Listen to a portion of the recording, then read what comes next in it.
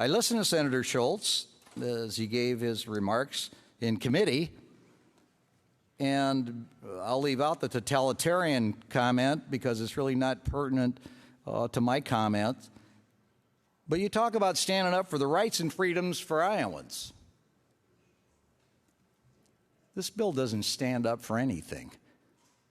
All you're doing is buying people off by giving a trade of unemployment for them standing by either their medical or their religious convictions.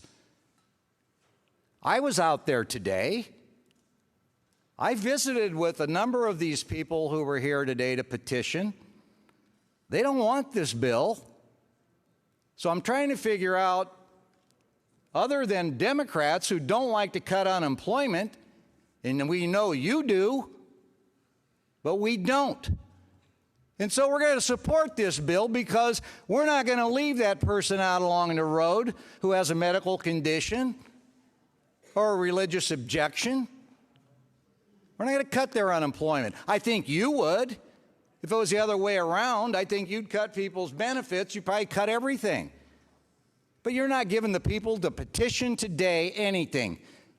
They want freedom, which you talked about, but there's no freedom in this bill. All this bill says is if you lose your job, which you're going to, because you're not dealing with the mandate, you're going to give them their measly weekly unemployment check. Now, as we meet and gather here with 150 legislators, we have one governor who could have signed an executive order. She could do anything she wants. Timing is everything. We saw it with the felony voting. Could have saved a lot of debate. No, we went through a year and a half of grueling debate to get to where she said she wanted to be the day she announced her proposal. So let's don't play like, oh, we're taking care of Iowans and their rights, because we're not. The consolation gift is unemployment. They're losing their jobs. That's what they're protesting, is losing their job based on their liberty, based on their religion, and based on their medical history. Not unemployment. At the end of the road, when you wear out your weeks, and they're still out of a job, and the unemployment stops, what did they get? They didn't get anything. As I look at this bill, I may surprise some people. I like where Senator Guth was going. Because frankly, I think when I look at these religious exemptions, I'll use Ankeny as an example to my friend Senator Whitford's town. They've given 1,130-some religious exemptions. Does anybody believe that? And everybody else drops down to 150 and 200. But Ankeny's got 1,100 religious convicted people that they need the exemption. But what do they have to do? They got to apply with the exemption to the government. Why are we letting government scrutinize religion? Why should I have to come to you first to reveal my religion and convince you that my faith is my objection, when frankly I may be the only one in my religion? I don't have to have the Vatican. I don't have to have a portfolio of millions. Can I not start my own church in my own heart? Of course I can. And none of you have a right to question it. Nobody. But yet I've got to apply, and somebody in government's got to approve it. Or it's the separation of church and state. I don't want government in my religion, and I don't want religion in my government. But this bill is a joke. I'm going to support it just on the premise of unemployment, because I think there are legitimate people with medical concerns that I will not deny unemployment benefits to. Single parents. But we're missing the mark. Let's don't brag about freedoms and liberties when we're giving nothing to these people. Nothing. Don't say it. It's not true. We need to talk about what is the religious freedom. And why do I have to expose myself? Why do I have to expose my medical condition to my employer?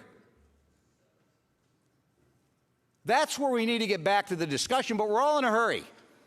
Okay, we all can't wait to get out of here and get back home. We got 1 day per diem. Let's get it and let's go. This is a critical debate. And I'm not going to stand in this room and let somebody talk about religious freedom when this does nothing but to give you chump change in exchange for your freedom. We're buying their freedom. That's what we're doing. We're not protecting it, we're buying it.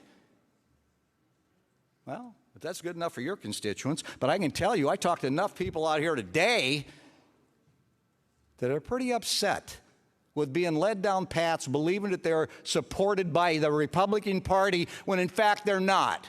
This is cosmetic. This isn't real. They know that too. There was more discussion about being hoodwinked around here, about how you blow a dog whistle and they show up, they make the noise, they give you the photo ops, you could put it in your brochures. They're angry about that. They're angry the last time we were here and we did nothing. And so we can continue down this path acting like we've addressed something. We've addressed nothing. We've actually insulted them by saying, stand by your convictions because you're going to lose a $50,000 a year job and we're going to give you $200 a week in unemployment. There you go. I paid for your freedom. I paid for your liberty. For all Iowans. That's what Senator Schultz said. I hope that you think that this is real because you got to go sell it. But I can tell you, those people there today were sincere who were here.